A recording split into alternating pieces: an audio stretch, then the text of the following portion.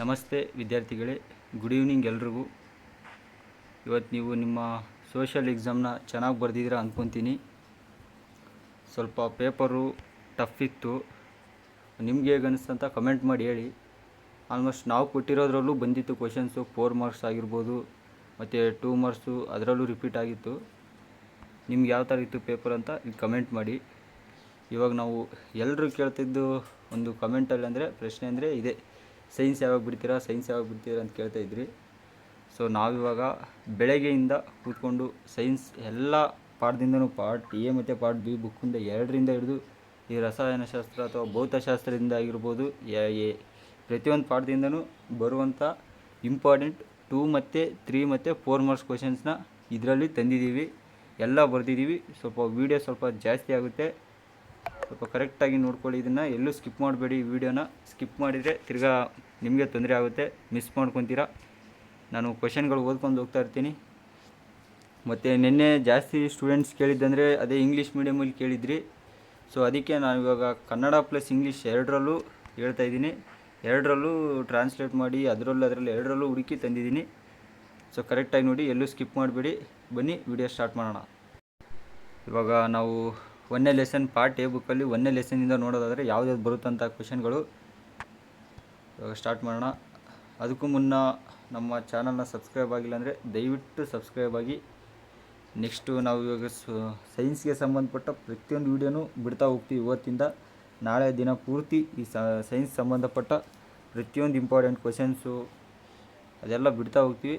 So ದಯವಿಟ್ಟು first subscribe ಆಗಿ. ನಮ್ಮ ಚಾನಲ್ ನೋಡ್ತಿರೋ ಆಲ್ಮೋಸ್ಟ್ 90% ವಿತೌಟ್ ಸಬ್ಸ್ಕ್ರೈಬೇ ಇದ್ದೀರಾ. ಸೊ ಸಬ್ಸ್ಕ್ರೈಬ್ ಹಾಕೊಂಡು ನೋಡಿ. ಬನ್ನಿ, ಮೊದಲನೇ ಪಾಠ ನೋಡೋದಾದರೆ ರಾಸಾಯನಿಕ ಕ್ರಿಯೆಗಳು ಮತ್ತು ಸಮೀಕರಣಗಳು. ಈ ಪಾಠದಿಂದ ಮೋಸ್ಟು ಇದು 2 ಮಾರ್ಕ್ಸ್ಗಾದರೂ ಕೇಳ್ಬೋದು, 3 ಮಾರ್ಕ್ಸ್ಗಾದರೂ ಕೇಳ್ಬೋದು, ಇಲ್ಲ 4 ಮಾರ್ಕ್ಸ್ಗಾದರೂ ಕೇಳ್ಬೋದು ಕ್ವಶನ್ನು. ಸೊ ನಾನು ಕ್ವಶನ್ ಹೇಳ್ಕೊಂಡು ಹೋಗ್ತೀನಿ, ನೀವು ನೋಡ್ಕೊಳ್ಳಿ. ನಾನು ಸ್ಕ್ರಾಲ್ ಡೌನ್ ಮಾಡ್ತಾ ಇರ್ತೀನಿ, ಹಂಗೆ ಹೇಳಿ. 1ನೇ ಕ್ವಶನ್, ರಾಸಾಯನಿಕ ಕ್ರಿಯೆಗಳು ನಡೆದಿದೆ ಎಂದು ನಿರ್ಧರಿಸುವ ವೀಕ್ಷಣೆಗಳು ಯಾವುವು? ಅದೇ ರೀತಿ ಇಂಗ್ಲೀಷಲ್ಲಿ ನೋಡೋದಾದರೆ, what are the observations that determine whether chemical reactions have taken places? ಅದೇ ರೀತಿ 2ನೇ ಕ್ವಶನ್, ರಾಸಾಯನಿಕ ಸಂಯೋಗ ಕ್ರಿಯೆ ವಿಭಜನೆ ಕ್ರಿಯೆಗಳಿಗಿಂತ ಹೇಗೆ ಭಿನ್ನವಾಗಿದೆ? How is A chemical combination reaction different from A decomposition reaction? ಅದೇ ರೀತಿ 3ನೇ ಕ್ವಶನ್ನು, ರಾಸಾಯನಿಕ ಸ್ಥಾನಪಲ್ಲಟ ಕ್ರಿಯೆ ದ್ವಿಸ್ಥಾನಪಲ್ಲಟ ಕ್ರಿಯೆಗಳಿಗಿಂತ ಹೇಗೆ ಭಿನ್ನವಾಗಿದೆ? ಉದಾಹರಣೆಯೊಂದಿಗೆ ವಿವರಿಸಿ. ಅದೇ ರೀತಿ ಇಂಗ್ಲೀಷಲ್ಲಿ ನೋಡೋದಾದರೆ, explain the examples how chemical displacement reaction differs from binary displacement reaction. 4ನೇ ಕ್ವಶನ್ನು, ಪ್ರಕ್ಷೇಪ ಮತ್ತು ಪ್ರಕ್ಷೇಪಣ ಎಂದರೇನು? ಇಲ್ಲಿ ಪ್ರಕ್ಷೇಪ ಆಗಬೇಕು, ಪ್ರಕ್ಷೇಪ ಆಗಿದೆ. ಸೊ ದಯವಿಟ್ಟು ಸ್ಕಿಪ್ ಮಾಡಬೇಡಿ ವೀಡಿಯೋನ. ಅಲ್ಲಲ್ಲಿ ಏನಾದರೂ ಕರೆಕ್ಷನ್ ಇದ್ದರೆ ಹೇಳ್ತಾ ಹೋಗ್ತೀನಿ, ಮತ್ತು ಯಾವುದಾದ್ರು ಇಂಪಾರ್ಟೆಂಟ್ ಇದ್ದರೆ ಸೇರಿಸ್ತೀನಿ.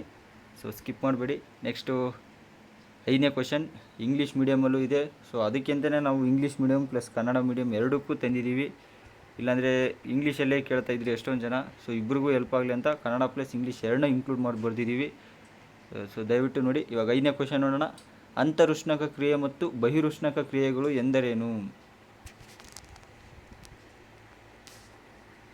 ಇಂಗ್ಲೀಷಲ್ಲಿ what are the endothermic reactions and exothermic reactions. 6ನೇ ಕ್ವಶನ್, ಉತ್ಕರ್ಷಣೆ ಮತ್ತು ಅಪಕರ್ಷಣೆ ಎಂದರೇನು? 2 ಉದಾಹರಣೆ ಕೊಡಿ. ಇಂಗ್ಲೀಷಲ್ಲಿ give 2 examples of what is attraction and attraction. Next 7ನೇ ಕ್ವಶನ್, ನಶಿಸುವಿಕೆ ಎಂದರೇನು? ಕಬ್ಬಿಣದ ವಸ್ತುಗಳನ್ನು ತುಕ್ಕಿನಿಂದ ಹೇಗೆ ಸಂರಕ್ಷಿಸ್ಬೋದು ನಾವು? ಹಾಗೆ what is the existence? How can iron objection be preserve from Rust?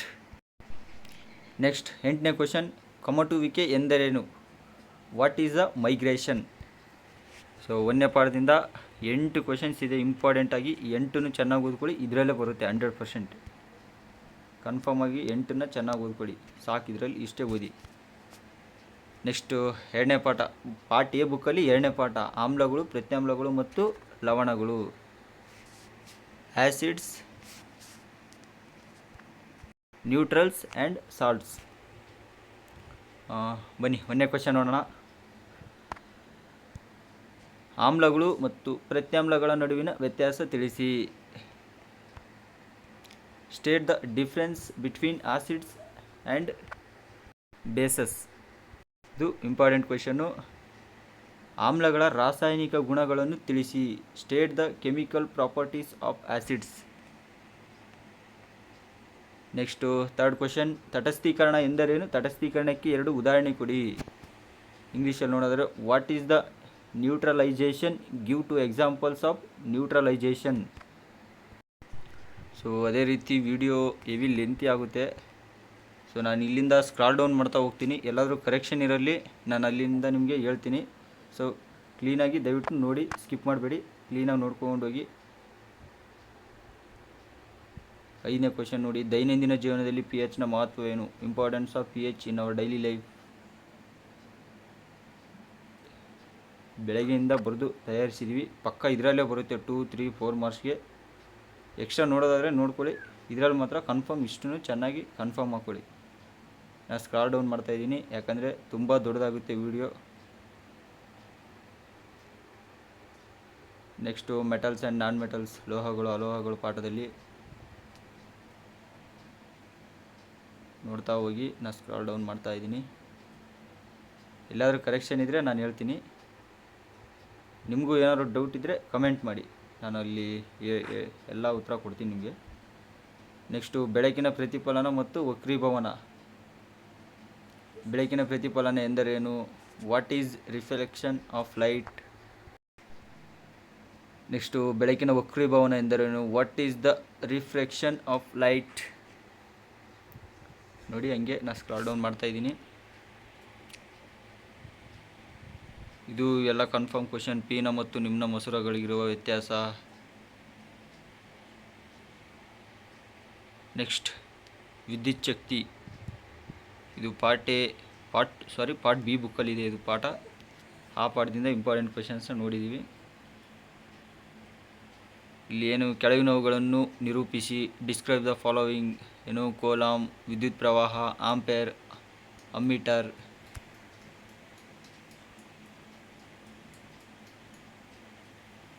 ನೋಡ್ತಾ ಹೋಗ್ಬೋದು.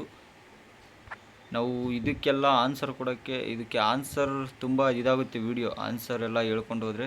ಸೊ ಅದಕ್ಕಾಗಿ ಕ್ವೆಶನ್ಸ್ ಕೊಟ್ಟಿದ್ದೀವಿ. ನಿಮ್ಮ ಸ್ಕೂಲಲ್ಲಿ ಆಲ್ಮೋಸ್ಟ್ ಬರ್ಸಿರ್ತಾರೆ, ಪ್ಲಸ್ ನಿಮ್ಮ ಟೆಕ್ಸ್ಟ್ ಬುಕ್ಕಲ್ಲೂ ಇರುತ್ತೆ ಆನ್ಸರ್ಗಳು. ಎಷ್ಟೊಂದು ಜನ ಆನ್ಸರ್ಸು ಕೇಳ್ತಾ ಇದ್ದೀರಾ. ಸೊ ಅದು ವಿಡಿಯೋ ತುಂಬ ದೊಡ್ಡದಾಗುತ್ತೆ. ಇರೋದೇ ಒಂದು ದಿನ ಹಂಗೆ ಎಕ್ಸಾಮು, ಅದಕ್ಕಾಗಿ ಆನ್ಸರ್ ಕೊಡೋಕ್ಕಾಗ್ತಾಯಿಲ್ಲ. ನಿಮ್ಮ ಸ್ಕೂಲಲ್ಲಿ ನಿಮ್ಮದೇ ರೀತಿಯ ಒಂದು ನೋಟ್ಸ್ ಬರ್ಸಿರ್ತಾರೆ ಟೀಚರ್ಸ್ಗಳೆಲ್ಲ. ಅದೇ ರೀತಿ ನಿಮ್ಮ ಟೆಕ್ಸ್ಟ್ ಬುಕ್ಕಲ್ಲೂ ಇರುತ್ತೆ, ನಿಮ್ಮ ಗೈಡಲ್ಲೂ ಇರುತ್ತೆ.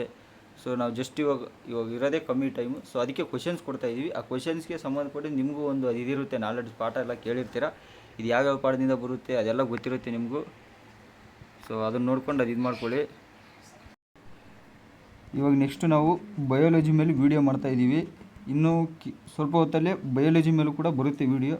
ಆಲ್ಮೋಸ್ಟು ಇಂಪಾರ್ಟೆಂಟ್ ಕ್ವೆಶನ್ಸ್ ಎಲ್ಲ ತೆಗೆದಿದ್ದೀವಿ, ಪ್ಲಸ್ ತೆಗಿತಾ ಇದ್ದೀವಿ. ಆ ವಿಡಿಯೋನು ಇವತ್ತೇ ಬಿಡ್ತೀವಿ 9 ಗಂಟೆ ಒಳಗಡೆ. ಪ್ಲಸ್ಸು ಈ ಡಯಾಗ್ರಾಮ್ಸ್ ಆಗಿರ್ಬೋದು, ಯಾವ್ದು ಬರುತ್ತೆ ಡಯಾಗ್ರಾಮ್ಸ್, ಅದು ಕೂಡ ಬಿಡ್ತಾ ಇದ್ದೀವಿ. ಸೊ ದಯವಿಟ್ಟು ಚಾನಲ್ನ ಸಬ್ಸ್ಕ್ರೈಬ್ ಮಾಡ್ಕೊಳ್ಳೋದು ಮಾತ್ರ ಮರಿಬೇಡ್ರಿ. ಪಕ್ಕ ನಾವು ಇಂಪಾರ್ಟೆಂಟ್ ಕ್ವೆಶನ್ಸೇ ಕೊಡ್ತಾಯಿದ್ದೀವಿ. ಆಲ್ಮೋಸ್ಟ್ ನಾವು ಕೊಡ್ತಾ ಇರೋ ಕ್ವೆಶನ್ಗಳೇ ಎಕ್ಸಾಮಲ್ಲಿ ಬರ್ತಿರೋದು. ಕನ್ನಡ ಅಂತೂ ಆಲ್ಮೋಸ್ಟ್ 90% ಬಂದಿತ್ತು. ಸ್ವಲ್ಪ ಸೋಷಲ್ ಮಾತ್ರ ಸ್ವಲ್ಪ ಕ್ವೆಶನ್ ಪೇಪರು ಟಫ್ ಆಗಿತ್ತು. ಅದಕ್ಕಾಗಿ ಅಲ್ಲೂ ರಿಪೀಟ್ ಆಗಿದೆ ಆಲ್ಮೋಸ್ಟ್. ನಾವು ನೆನ್ನೆ ಕೊಟ್ಟಿರೋ ಕ್ವೆಶನ್ಸು. ಇವಾಗ ಇಷ್ಟು ರಸಾಯನಶಾಸ್ತ್ರ ಮತ್ತು ಭೌತಶಾಸ್ತ್ರ ಮೇಲೆ 23 ಕ್ವೆಶನ್ಸು ಕೊಟ್ಟಿದ್ದೀವಿ. ನೋಡಿ ಕ್ಲೀನಾಗಿ ನೋಡ್ಕೊಂಡು ಹೋಗಿ. ಸ್ವಲ್ಪ ಬೇಕಾದ್ರೆ ವೀಡಿಯೋದಲ್ಲಿ ನಿಮ್ಮ ಯೂಟ್ಯೂಬ್ನಲ್ಲಿ ಸ್ವಲ್ಪ ಸ್ಲೋ ಮೋಷನಲ್ಲಿ ಇಕ್ಕೊಳ್ಳಿ ಇದನ್ನು. ಬೇಕಂದರೆ ನಾನು ಓದಿದ್ದೀನಿ, ಆಲ್ಮೋಸ್ಟ್ ಓದಿ ಹೇಳಿದ್ದೀನಿ. ಇನ್ನೂ ಕೆಲವು ಮಾತ್ರ ಓದೋಕ್ಕಾಗಿಲ್ಲ, ವೀಡಿಯೋ ಲೆಂತ್ ಆಗುತ್ತಂತ. ಸೊ ಇವಾಗ ನೆಕ್ಸ್ಟ್ ವೀಡಿಯೋದಲ್ಲಿ ಸಿಗ್ತೀನಿ. ಅಲ್ಲಿವರೆಗೂ ಈ ಕ್ವೆಶನ್ಸ್ನ ನೋಡಿ ಆನ್ಸರ್ ಹುಡ್ಕೊಂಡು ಓದ್ಕೊತಾ ಇರಿ. ನೆಕ್ಸ್ಟ್ ವೀಡಿಯೋದಲ್ಲಿ ಜೀವಶಾಸ್ತ್ರ ಕ್ವೆಶನ್ಸ್ ತರ್ತಾಯಿದ್ದೀನಿ. Okay, thanks for watching. Next ವೀಡಿಯೋದಲ್ಲಿ ಸಿಗೋಣ. Thank you.